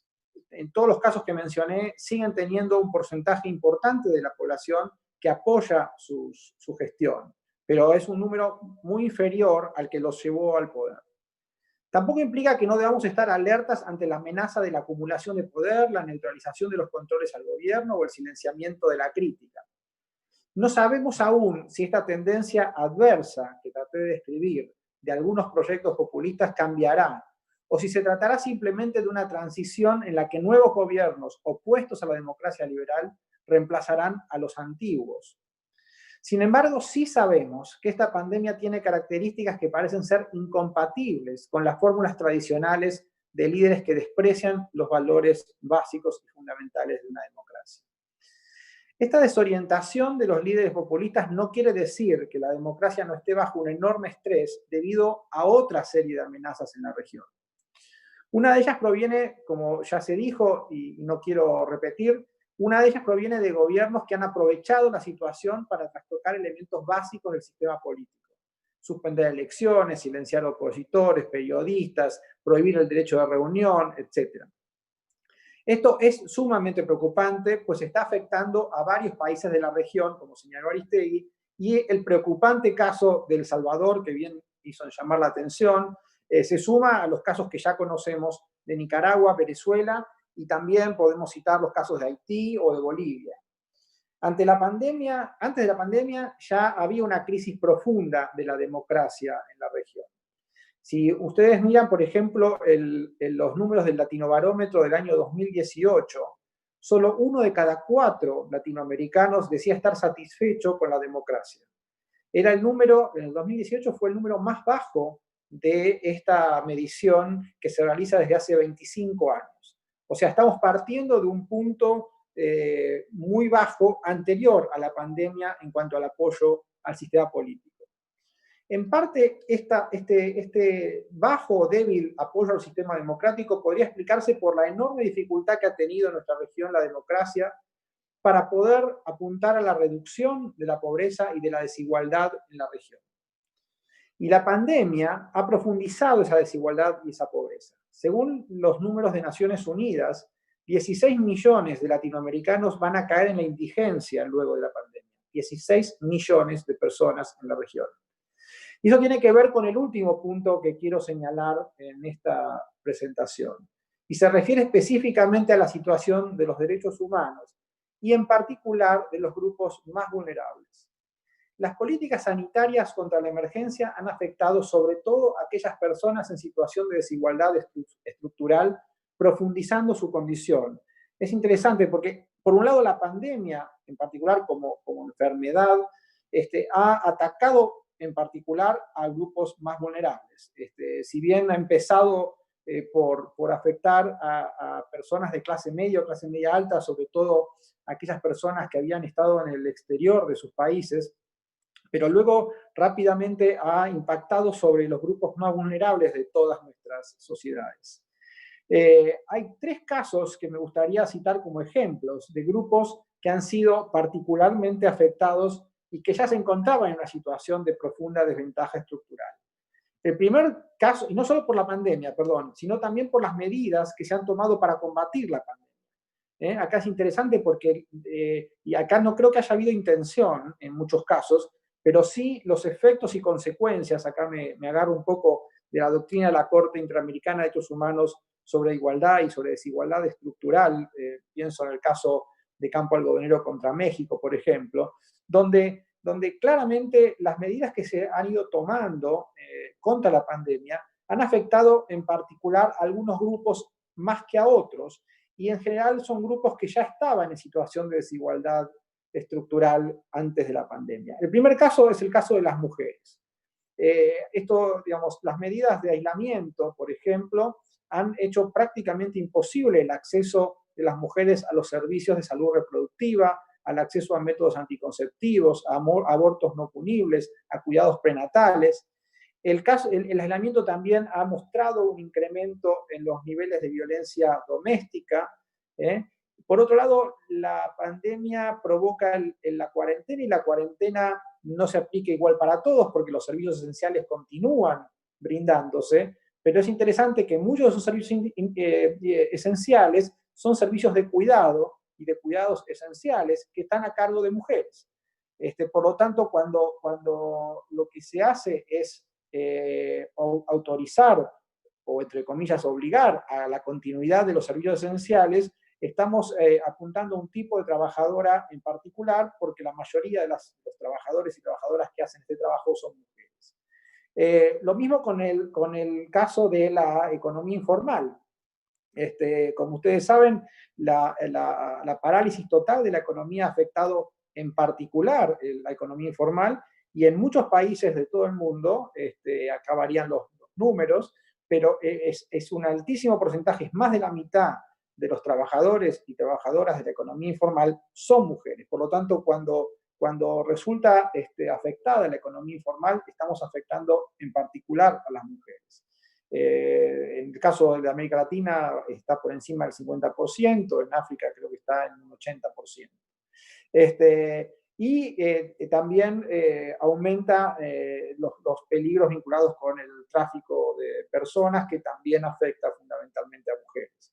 Los otros grupos que han sido particularmente afectados y que ya se encontraban en situación de desventaja estructural son grupos raciales minoritarios, como por ejemplo afrodescendientes en muchos países de la región, latinos en Estados Unidos. Hay estadísticas, en el resto de los países es más difícil encontrar estadísticas, pero es claro que en casos como ciudades como en Chicago o Nueva York, el virus ha golpeado particularmente a latinos y afrodescendientes.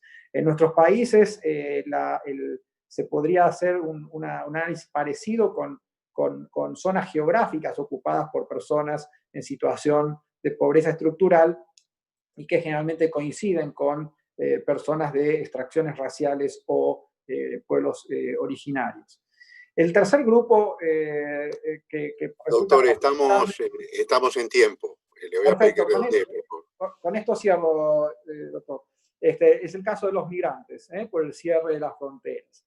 Entonces, solo para redondear y concluir, estas afectaciones en particular de derechos, todas son importantes, pero estas en particular parecen estar atacando uno de los elementos que está socavando la legitimidad democrática de nuestra región, y esto va a poner en serio estrés o crisis el sistema político luego de la pandemia. Muchas gracias. Muchas gracias, doctor Saba. Le doy la palabra a la señora Kate O'Regan, a la quien escuchamos con mucho gusto. Well, thank you very much, Judge, and thank you very much to the Inter-American Court on Human Rights for organizing this interesting conversation on this important topic. I'm delighted to be here sharing this platform with these eminent speakers, and I'm really going to talk relatively briefly because we've heard a lot already. It's quite clear that COVID-19 is a global public health emergency like we have not seen for a long time, and it requires every country to address it. It also comes at a time in which several of the speakers, particularly Roberto just before me, talked about the growing pattern of illiberalism and decline in democracy around the world. In fact, the latest report from the think tank VDEM showed that for the first time in 2020, autocracies outnumbered democracies, and that's the first time since the very beginning of this century, and that 54% of the world's population now live in autocracies, and another significant portion of the world's population are living in rapidly autocratizing democracies, places that are getting more autocratic. They also report, however, that there is an increase in struggles for democracy, public protests for democracy around the world, so all is not lost. In talking about the topic of thinking about the rule of law and the risks for the rule of law against the background of the pandemic, I'm really going to talk about three things. Firstly, I'm going to talk about the sort of long history of theoretical discussion about the relationship between response to emergencies and liberal democracies and the rule of law. Secondly, I'm going to talk a little bit about the specifics of the COVID-19 pandemic. And then thirdly, I'm going to talk about the risks for the rule of law and democracies going forward.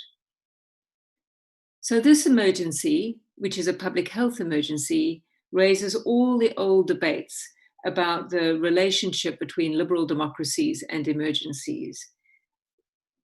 The rule of law, of course, requires law to be certain and general and public and clear and prospective and stable. And in emergencies, very often what we need is very quick moving responses, which means that very often those requirements of the rule of law are not met.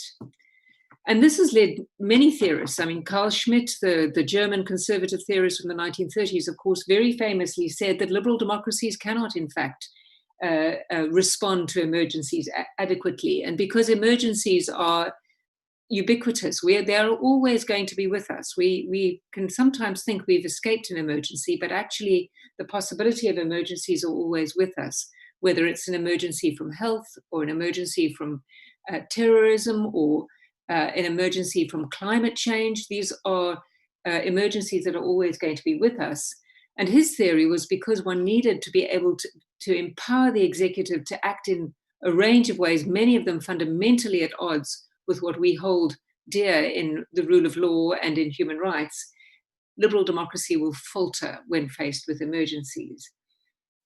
The debates that Carl Schmitt raised were raised again in the post 9/11 period, when people who were committed to the idea of democracy and the rule of law sought to think of ways in which we could ensure that democracies and the rule of law could nevertheless respond to emergencies, but not to destroy the very character of the state for which they stood, which was committed to the rule of law, human rights, and democracy.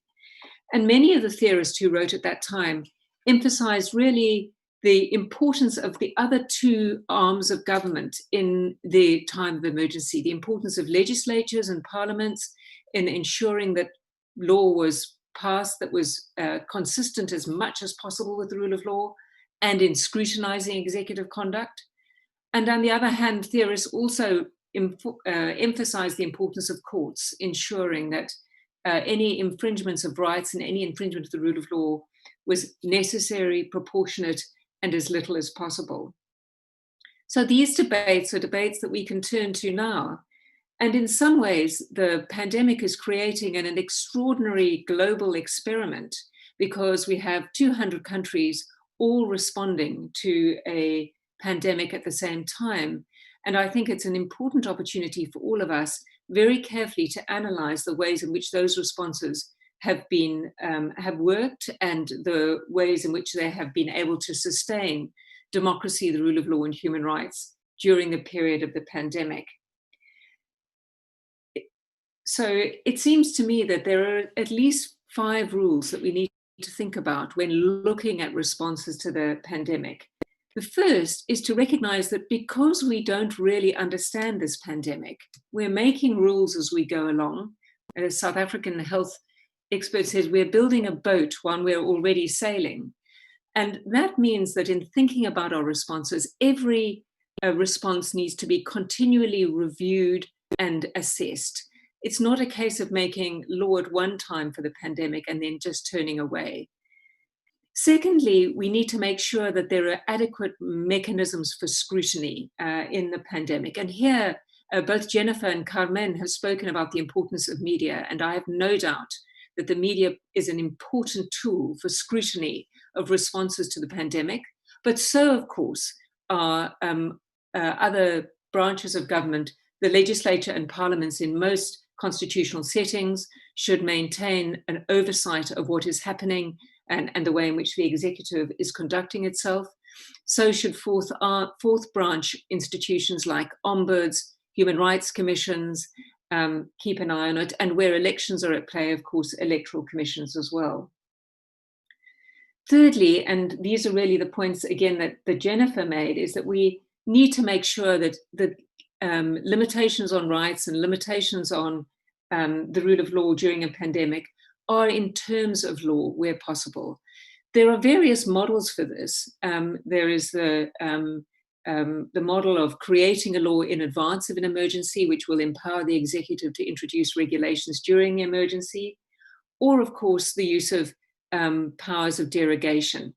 It's very interesting to me, actually, that if one looks around in Africa, which is where I'm from, in Southern Africa, there's been very little use of the derogation powers under constitutions. It seems as if there's been a greater tendency to use empowering legislation with regulations. And I think this is something that's going to be very important for scholars to be looking at and to be thinking about in the aftermath of the pandemic. Fourthly, of course, all limitations on rights must be necessary, proportionate, and non-discriminatory in their application. Again, several speakers, Roberto in particular, spoke about the patterns of discrimination that are emerging in relation to the response to COVID-19. The Bonavera Institute of Human Rights at Oxford, where I'm based, has produced a report on looking in particular at the way in which people living with disabilities have been affected by the response in the United Kingdom, and it's truly worrying. But again, as Roberto said, the evidence is emerging that women, that children, that people of color and minorities all have been particularly hard hit by responses to the pandemic or by the pandemic itself. And this is something that we all need to be very conscious of. And finally, I think one of the things we need to think about in assessing responses to the pandemic is the extent to which a range of institutions are used within a constitutional setting to ensure that responses to the pandemic are as consistent with the rule of law as possible. And we've seen some countries introducing new parliamentary oversight committees. We've seen the use of ombuds in some countries. We've seen some other special mechanisms introduced. And this seems to me to be a very important way of ensuring that the executive does not get overweening power during the pandemic. And then the final issue, of course, is to make sure this is non-permanent, that at the end of the day, there are sunset clauses in all the additional powers. And we see a very uneven range of that across the different jurisdictions. Some jurisdictions have got very clear sunset provisions in their responses, legislative responses to coronavirus, and others don't. And what we do know from the response to the post 9/11 situation was how many of the responses then have in sense become semi-permanent, if not permanent. And I think that is something that human rights lawyers and judges need to be very conscious of. So that really brings me to the final part of what I want to talk about, which is what are the risks going forward? And it seems to me that we need to recognize that one of the risks is, as I've said, that a lot of the powers that may be introduced may become a new normal. Generally, it's human nature to quite enjoy extended powers. And there it's important, I think, that institutions, human rights lawyers and courts and legislatures pay attention to ensuring that this does not become the new normal. Secondly, and again, several speakers have spoken about this, and I think it's against the pattern of growing illiberalism globally, is the risk that COVID will be used as a disguise to engage in forms of autocratic behavior, which will close down opposition, which will generally render democracy vulnerable. It may also be used as a disguise to facilitate corrupt forms of behavior. And that's something we haven't spoken about as much as I think we are seeing a lot of rapid and quite often extraordinary expenditure happening in jurisdictions around the world. And certainly in the country I come from, South Africa, issues around the misuse of COVID-19 designated funds is a real concern. So that does seem to me to be a real risk, and deepening patterns of corrupt behavior in relation to government procurement in particular. So it seems to me that it's the time we're living through is it's a time of a serious, real emergency. We do need government to be able to respond.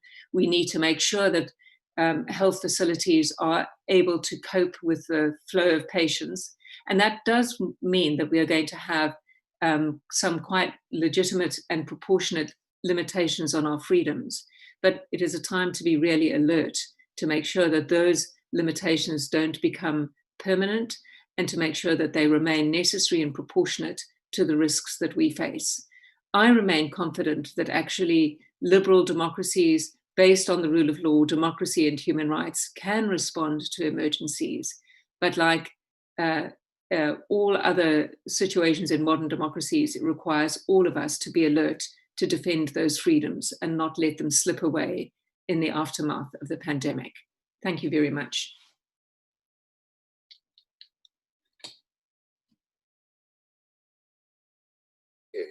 Muchas gracias. Todas las exposiciones han sido realmente excelentes. Yo simplemente voy a hacer un par de comentarios porque creo que lo importante es, vamos a abrir unas preguntas que ya hemos recibido para que las vamos a socializar para que cada uno de ustedes asuma la respuesta que le parezca más adecuada a su perfil. Lo concreto es, primero, el tema de la justicia abierta que aquí se ha manejado. La Corte Interamericana, a partir del mes de junio, está haciendo audiencias por videoconferencia que además se transmiten en streaming en las redes sociales, por lo tanto hay un acceso directo al trabajo de la Corte. Se ha trabajado en 2 opiniones consultivas, se está avanzando en procesos de interrogatorio de testigos, de víctimas en algunos de los casos, y estamos en ese proceso de que todo el material que genera la Corte esté en Internet, esté disponible a todo el mundo, y esto era de antes y se ha reforzado y es una oportunidad con el COVID-19. Yo que vengo de 30 años de experiencia en un tribunal nacional, he sido presidente de la Corte de mi país, destaco la importancia del acceso a la justicia y la importancia de una justicia abierta y de tribunales abiertos y activos frente a situaciones como esta, y que cumplan realmente su rol para garantizar los derechos en general de las personas. Otro comentario que me interesaba hacer es de qué manera aquí hemos tenido representaciones de África, una persona de Australia, 2 personas de África, 2 personas de nuestra América, y cómo los problemas de este virus son transversales a todas las sociedades, son transversales a todos los sistemas jurídicos. Y cómo resulta interesante ver cómo algunas autocracias se sienten incómodas frente a este problema, ante el temor a lo desconocido, ¿no? La dificultad de manejar algo que es desconocido y que no, cuya solución no se satisface exclusivamente con represión o a través de mentiras o fake news. Entonces, y finalmente, yo creo que al final del día habrá que ver de qué manera resistieron mejor aquellos sistemas políticos, aquellos países que tenían un mayor nivel y mejor calidad institucional frente al embate de esta situación. Entonces vemos cómo hay un deterioro mucho más grande en aquellos países con una debilidad institucional ya manifiesta, a los efectos no solo de enfrentar la situación, sino a los efectos de mantener el Estado de Derecho y el respeto a los derechos humanos en lo interno, pese a la situación de pandemia. Voy a mencionar 3 de las preguntas que más el público ha manifestado y quedan abiertos a la participación de todos los panelistas, ¿verdad? Es decir, una de las preguntas es: ¿cuál es el principal rol de los jueces y juezas en este contexto? ¿Cree que se debe tomar un papel más activo? Una segunda pregunta: ¿qué nos pueden decir de la relación entre pandemia, corrupción y Estado de Derecho? Y una tercera pregunta: ¿creen que el valor de la evidencia científica y las voces autorizadas, médicos, científicos, etcétera, van a posicionarse con mayor fuerza en el escenario post-pandemia? ¿Existe alguna forma de integrar esto en el marco jurídico y del Estado de Derecho?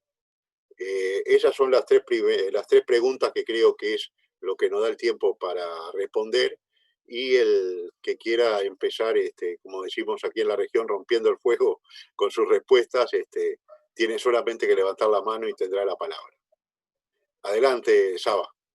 Adelante. Sí, muchas gracias, juez. Les pido disculpas a mis colegas que me adelanté porque a las 3, en este mundo virtual que vivimos, tengo que entrar a otra conferencia sobre también la pandemia, así que disculpen que me adelanté.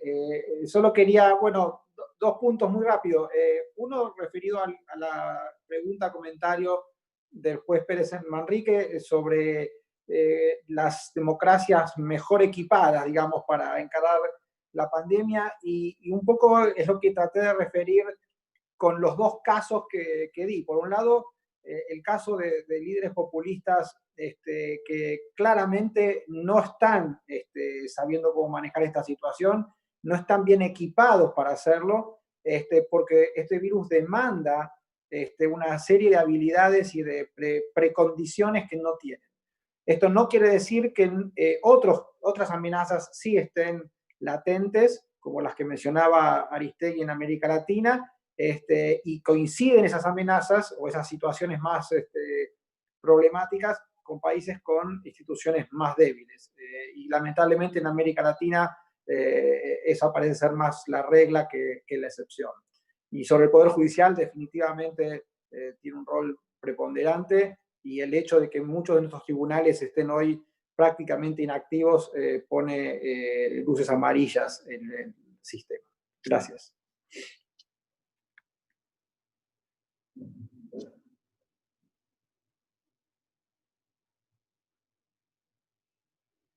Sí, adelante.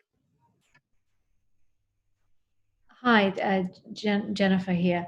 Jen, I think in terms of the role of judges, I'd make two short remarks. The first is the need for judges to be incredibly robust in considering judicial review applications in response to the coronavirus regulations. I think that there's a tendency, I think, to be overly cautious in the context of a public health emergency. But what we're seeing are, in the context of changing reactions, I think some pretty heavy-handed legislation and to ensure that judges are being robust in their role and separation of powers, but also being alert and aware, particularly on the open justice front. Some judges do have the discretion to be able to make sure that their courtrooms are more accessible than others, and some different courts in different jurisdictions have taken different approaches to how accessible they've made themselves be to journalists and to the public in the context of this crisis, in terms of properly utilising technology, making documents available. So at least in this jurisdiction, when hearings are held remotely, even if journalists have access via telecommunications, the party submissions aren't always made public or available. And some judges have published party submissions alongside with court decisions to allow journalists and the public better access to what's happening in our court in light of the restrictions on public actually attending physically the courtroom. And so I think to the extent that judges have the discretion within their jurisdiction, it's incredibly important in terms of open justice and ensuring that journalists Thank you. Carmen había pedido la palabra, ¿no? Sí, brevemente. Gracias, don Ricardo. Con el tema de los científicos y la voz de los científicos, que es una de las preguntas que deja el público. Bueno, desde luego este es un gran asunto para que la sociedad, los medios de comunicación, bueno, en el antes no lo hacíamos, pero en el durante, y esperemos que en el después de la pandemia sigamos recurriendo, como lo hacemos ahora, desesperadamente a los científicos, porque de ellos queremos las respuestas. Y bueno, tener la habilidad de que esta necesidad o urgencia de las sociedades de entender qué está pasando, desde cómo es un virus, qué está pasando con este virus, qué se sabe de él, cuáles son las dinámicas científicas que se van presentando, la búsqueda de la o las vacunas. Bueno, todo este conjunto de informaciones que acaban siendo de primerísima importancia para los públicos. Bueno, esperemos que nos deje una buena costumbre, al final de cuentas, de recurrir a las voces autorizadas en materia científica para incorporarlos finalmente cada vez más a las tareas periodísticas e informativas. A ellos y a ellas también les tocará hacer un trabajo de encontrar las maneras de comunicar mejor a una población general los elementos que una tarea científica tenga que comunicar siempre a una sociedad. Así que tenemos ejemplos en donde personas que estaban dedicadas esencialmente al mundo académico y científico, pues se han convertido hoy en protagonistas. Tenemos casos como el mexicano, donde hay una conferencia de prensa diariamente con científicos que están expresando a la población los elementos más importantes. No tomo más tiempo porque es muy sencilla la idea, es simplemente decir que esta situación de emergencia sanitaria que nos obliga a los comunicadores y a los medios de comunicación a recurrir como una obligación evidente a la ciencia, pues se convierta también en una práctica mucho más amplia y que la tarea comunicacional pueda incorporar de mejor manera estos elementos, pues para que la gente tenga la mejor calidad informativa en tiempos de fake news, en tiempos de desinformación, en tiempos de infodemia. Así que bueno, pues solo quería comentar esto, estimado juez. ¿Alguna otra respuesta? Yo les pediría, estamos prácticamente sobre la hora, pero les pediría en un esfuerzo de síntesis, si podemos hacer recoger la opinión de ustedes sobre cuál es el destino del Estado de Derecho y los derechos humanos en el mundo post-pandemia, ¿no? Como un titular en términos periodísticos sobre este tema. No sé quién gusta empezar, Saba, que está apurado. Adelante. Bueno, un poco tiene que ver con lo que traté de presentar, ¿no es cierto? Yo creo que hay riesgos. Creo que los riesgos no están viniendo del lado que previmos que iban a venir. Quiero decir, no son los populismos más radicalizados los que parecen el mayor riesgo, porque parecen tener más problemas ellos, pero sí el golpe durísimo a la pobreza y a la exclusión, que son claramente, es un factor que socava la legitimidad democrática. Yo diría que ese es el gran problema que veo en el futuro. Muchas gracias. Señora O'Regan.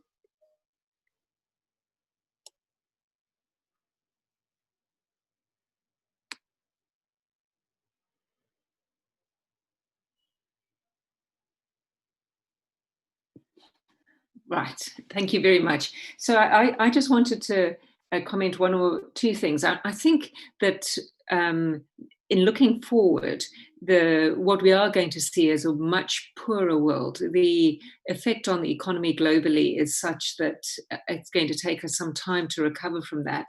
And I think the implications of that for human rights, and particularly for economic, social rights, are going to be severe. I think we're going to be tested with our understanding of progressive realization of economic and social rights, because I think in many countries of the world, there's going to be financial situations which are going to see states feeling they need to roll back perhaps on economic and social rights. So I think that's going to be one of the big issues.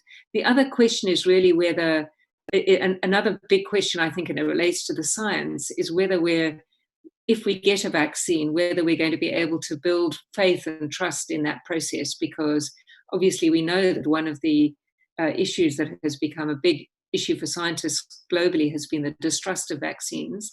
And at the end of the day, the success of a vaccine is going to rest on significant number of people being willing to use it. So I think there's a big test for science coming around the vaccine and trust, and reasserting the value of scientific investigation. And particularly because this is been done in a rushed way, I think it's going to need some careful management. And then finally, I think the big question is whether this increasing pattern to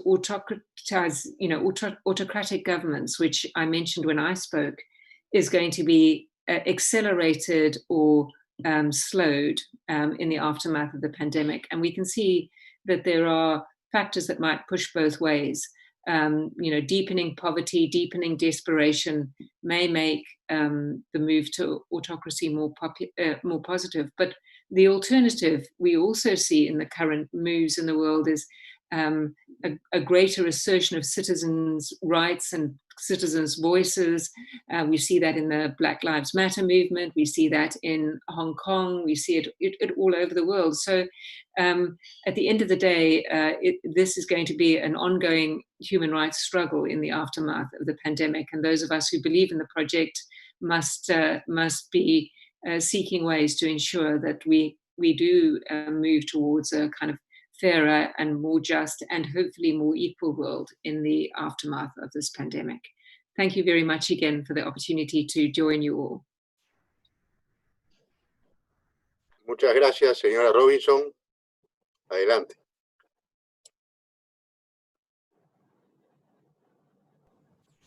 Thank you. One of the things that has struck me with our conversation this afternoon is the commonality of experiences from all of the jurisdictions in which we work and the regions from which we come. This increasing trend towards authoritarianism, the use of the pandemic to justify authoritarianism, and increasing censorship and restrictions on freedom of assembly, movement, and freedom of expression. I think with the changing nature of our responses to the pandemic, the changing nature of the situation and the measures that are required, it requires constant vigilance from us as lawyers and legal professionals and judges about the necessity and proportionality of the restrictions that we face on our basic human rights as a result of the response to the COVID pandemic. And certainly in focusing on and ensuring the protection of journalists in this context because of the important role that they play in ensuring that we have the information we need to be able to protect ourselves and our families and the people we care about from the impact of the pandemic. So I guess it's constant vigilance from us as human rights lawyers and constant pushback on government measures. But thank you very much for the opportunity to join. And in closing, I think Muchas gracias, señor Katia. Adelante. Lo escuchamos con mucho gusto. Exactly. What I want to talk about is the harmonization of policies, especially in Africa, where we deepen political integration, because the COVID situation actually has exposed us to that. We don't have to live in isolation, but rather when we put resources together, we can advance forward in the interest of rule of law. Thank you very much.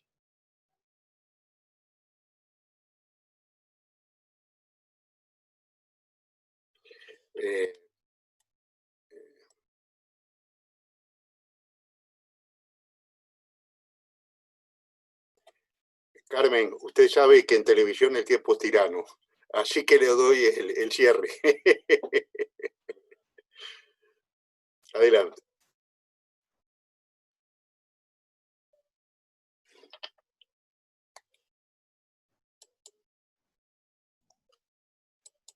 Audio, Carmen. No tenemos audio, Carmen. Aquí estamos. Perdón, tenía el micrófono apagado, pero le agradecía, juez, por supuesto, y coincido con usted que el tiempo es un tirano, evidentemente, pero solamente le queremos esa condición dársela al tiempo y a nadie más. No queremos tiranos, no queremos a nadie que quiera abusar de una circunstancia de emergencia para excederse en el uso de poder. Y bueno, simplemente agradecer muchísimo este fantástico ejercicio de la Corte Interamericana de Derechos Humanos para discutir y para analizar todos estos temas. Y solamente decir que estamos con este desafío de una nueva realidad, más allá de las razones sanitarias, nuevas percepciones, nuevas prioridades, este reto que tenemos de intentar una conciencia global, porque este es un tema de todo el planeta, y el tiempo que nos toca vivir de coronavirus, pues nos obliga a reforzar nuestros valores democráticos, a reforzar nuestros derechos fundamentales, a ejercer nuestras libertades, y pues si hay algún desafío que poner a la vista, pues es ese, vivir la vida democráticamente, vivir la vida de las personas en libertad, y desde luego pues la justicia, el Estado de Derecho es fundamental para ello. Así que gracias por la invitación, un abrazo para todos. Bien, muchas gracias a todos y a todas, los panelistas, las personas que han participado siguiendo esto, que se suman por miles. Y yo termino, después del agradecimiento, con estas palabras. Que el COVID, cuando se retire, no se lleve consigo el Estado de Derecho y los derechos humanos. Que nos deje un mundo más justo, más equitativo, en el cual los derechos humanos y el Estado de Derecho sean los que predominen. Muchísimas gracias otra vez a todos y a todas. Hasta la próxima.